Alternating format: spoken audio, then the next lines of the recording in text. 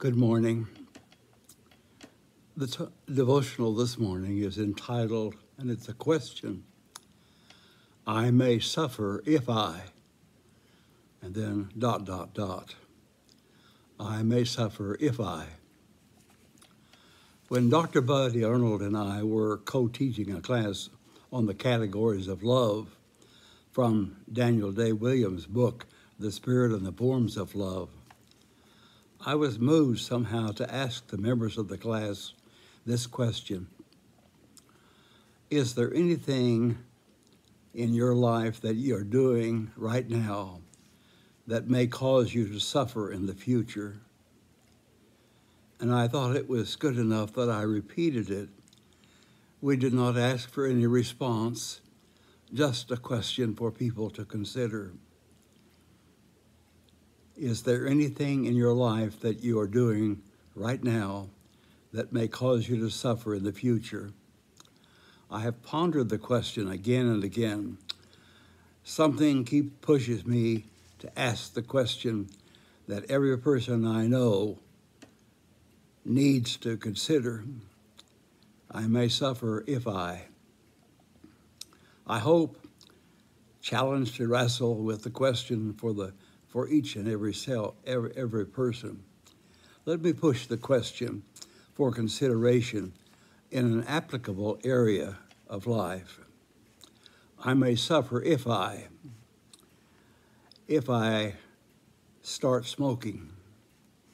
I think I can stop whenever I choose to, even though that doesn't seem to be true for lots of people. What if I really do become an addict and I'm hung up, I'm addicted? What will it do to my body, my lungs, my heart, me? I have to tell you that years ago, one of my best friends in Ponca City was a gracious, helpful, caring friend. He was not a member of the congregation, but he came every Sunday, very supportive in many, many ways, and we became close friends. He was a smoker, and I did, because I cared for him so dearly, I did keep chiding him, challenging him about the future danger of smoking. Well, came the day when he had to call me and tell me that he had cancer of the larynx, incurable. I watched him slowly die. Then I assisted in his funeral, even though he was he was a member of a different church. I had a difficult time and suffered because he had chosen to continue his smoking. He had literally suffered because he chose that way. I may suffer if I cannot let go of my anger. One of the emotional dangers in anger is that your anger will begin and it will control you. It will it will eat away at your heart and your soul. Held anger will invade the mind, the heart, the soul, and ultimately the body. Listen to these words from Dr. Howard Thurman in his book, The Growing Edge. He uses the word hatred. I'm going to use the word anger because I have discovered that most people will not admit to hating. They will just admit to being angry. So let me read it. Anger is such an idea, such a mood, such an emotion. It has its own morality, its own private life, its own source of nurture, its own evolution. Sometimes it begins in a quiet shimmer of resentment, just a quiver that moves through the spirit as one faces something that does violence to his inner sensibility. But this resentment grows, this anger grows. It began to establish a root system and its trunk system until it takes the form of hostility. It is more robust now, for hostility and anger does not exist in a vacuum. Hostility cannot be hostility just in general. It has to be focused on something. Sometimes the source of the resentment is actually the object of one's love and conviction, love and affection, or it may be the curious result of one's moral conviction. Then one cannot entertain any notion of hostility toward another individual without feeling guilty, and guilt is one of the vitamins upon which anger and hostility feed and grow strong. If this anger cannot express itself toward anybody else, then it is like a boomerang and turns upon its possessor.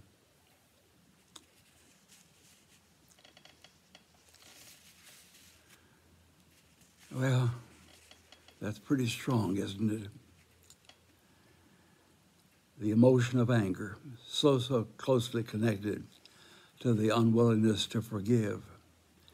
The necessity of forgiveness is so strong that Jesus makes the following statement about anger and forgiveness and worship. In Matthew 5:23, he talks about someone bringing a gift to the altar and says, if you're bringing your gift to the altar and you have something against your brother, leave your gift and go be reconciled and then come back and worship God. What a strong, strong statement Jesus makes about wanting to worship God and yet holding anger and resentment and non-forgiveness in ourselves, because Jesus knew and knows what happens within us when a person has anger and forgiveness and cannot let go. Let's look at the title from a wider, more global scale. We may suffer if we. So I change it from I to the plural pronoun we. We may suffer if we. Is the trouble we are having from global warming because we refuse to heed the challenge of we may suffer if? This morning's news reads, floodwaters ebb in Europe. Death toll passes 165. And then this sentence, extreme downpours like the one that hit Germany are one of the most visible signs of the climate changing as a result of global warming.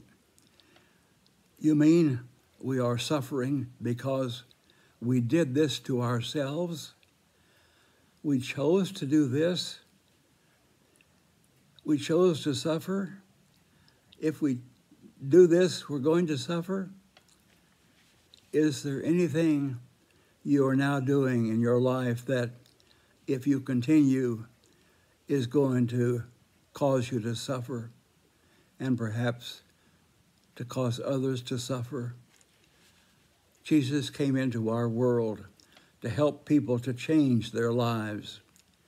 He did not come into the world to change people's lives.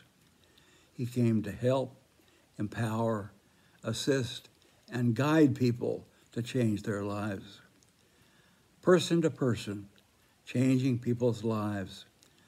Jesus will help any of us, every one of us, because Jesus loves us unconditionally. And I mean unconditionally, beloved, unconditionally.